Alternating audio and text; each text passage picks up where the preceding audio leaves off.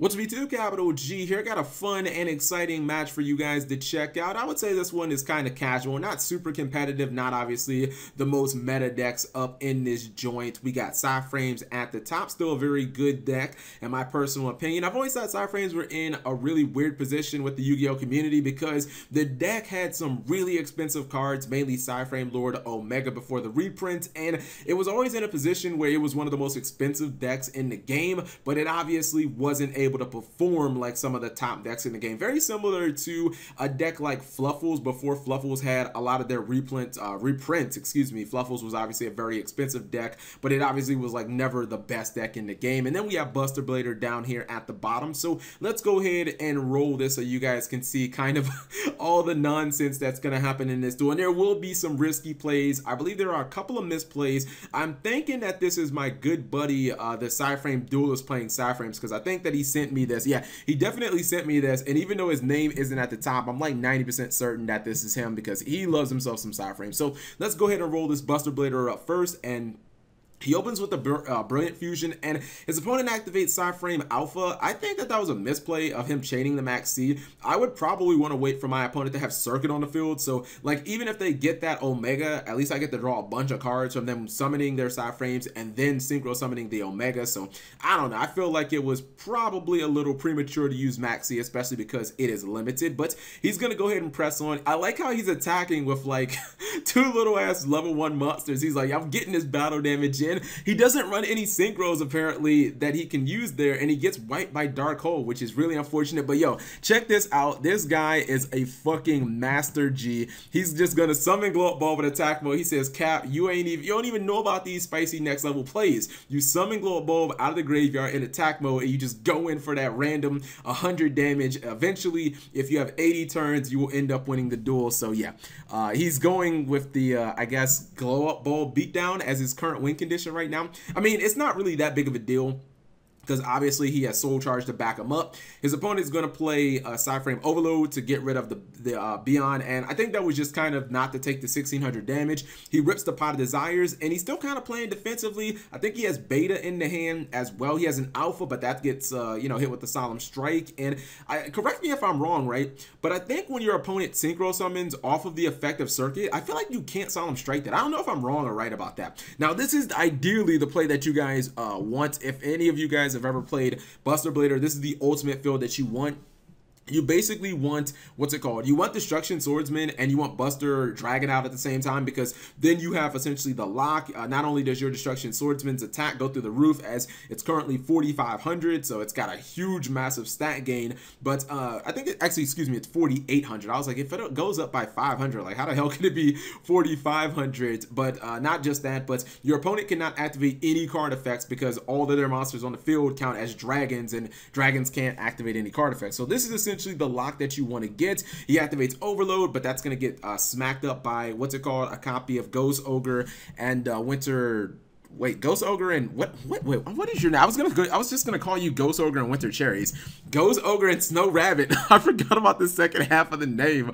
What the hell am I even doing? All right, main phase 2. He's gonna make a copy of Hot Red Dragon Archfiend Abyss. I think that was good because it keeps his field protected. You have to keep in mind, he did get completely blown out by a Dark Hole earlier in his duel, and obviously he wants to make sure that that doesn't happen. His opponent is going to Veiler the Abyss, and he's going to try and respond by using the Abyss to negate the Omega, but the problem is Omega can obviously just chain, so I don't really understand that play at all. I mean, I wouldn't even have chained. It's like honestly no point at that point. He makes a second Omega. He's going to start sniping cards in his hand. He makes Ultimaya, but do you guys agree with this play? He gets Void Ogre Dragon. Now keep in mind, obviously he doesn't have any cards in his hand right now, but when those Omegas come back, he obviously will have cards in his hand. I feel like instead of going for Void Ogre Dragon, which might not even be able to get its effect off, I clearly feel like he should have went for he should have went for Crystalline Synchro Dragon, which every single turn could have just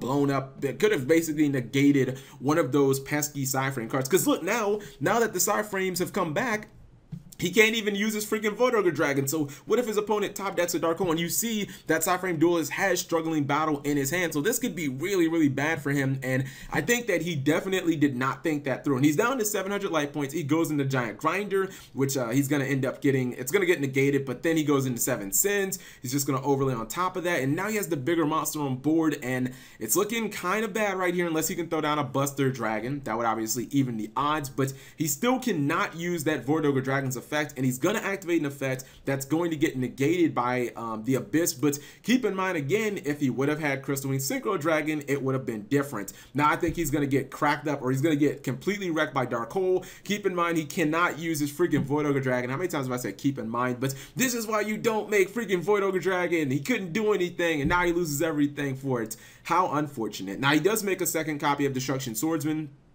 He's going to get Veilored on his Lone Fire Blossom, and he's actually able to recover from the Veiler quite nicely because he's able to get Herald of the Arclight, which ends up negating the second Struggling Battle, and or the Struggling Battle that activates. The second one is going to basically banish even more stuff, and this is the interesting part of the duel because the duel completely stalls. If you guys are wondering why the Destruction Swordsman is not attacking, it's because even though the card is really, really good and really strong, it cannot attack directly. It does do piercing damage, so you know, he's setting those Ghost Ogres, and they're actually getting ran over, and he's actually taking battle damage as well. But it's kind of interesting here. He goes through so many turns where he can't do any damage, and it's really unfortunate that he can't do anything right here. He top decks the Instant Fusion.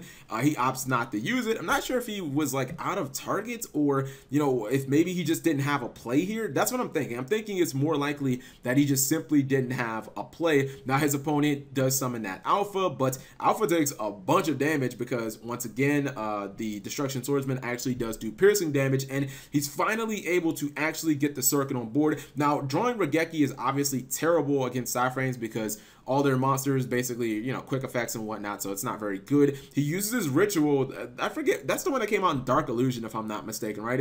Yeah, it's the one that stops targeting. That actually worked out in that situation because it negated Zeta, and it allowed him to play Raigeki. And now I looked at this, and he goes for a risky play. I didn't like this. He tributes his 2 monsters for a Kaiju, and he ends up running into Beta. Beta ends up letting him go for a fusion, or excuse me, a synchro monster, because obviously he had circuit, and he does not go for Psy-Frame Lord Omega. He ends up going for Psychic Life Transfer, which I assume he just wanted to get his life points back up. That's what I'm thinking.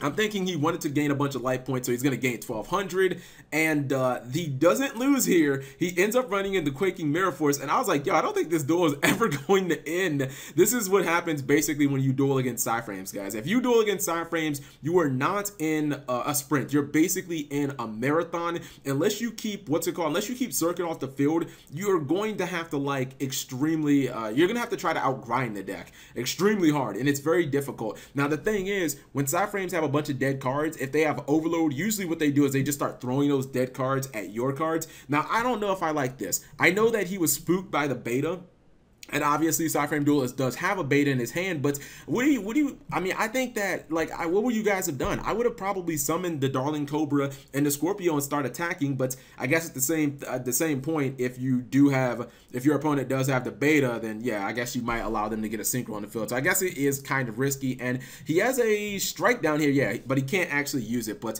you know, he gives his opponent enough time. He ends up getting blasted by Dark Hole, and now look at the board, guys. Maxx C is getting that damage in. Maxx C OP confirmed. Ban that card, please. Now Konami, his opponent sets the Ghost Ogre, but it doesn't matter because obviously he has overload. He banishes the Ghost Ogre, and he attacks directly for game. GG, no re. Woo, it is difficult to it's difficult to commentate a Psy-Frame duel because these duels are so damn long. Anyways, if you guys enjoyed this duel, please give the video a thumbs up. Thank you guys for watching. As always, let me know your thoughts and comments in the comment section below. There won't be any more Psy-Frame duels on this channel for like a year. There's too many damn turns in these damn Psy-Frame duels.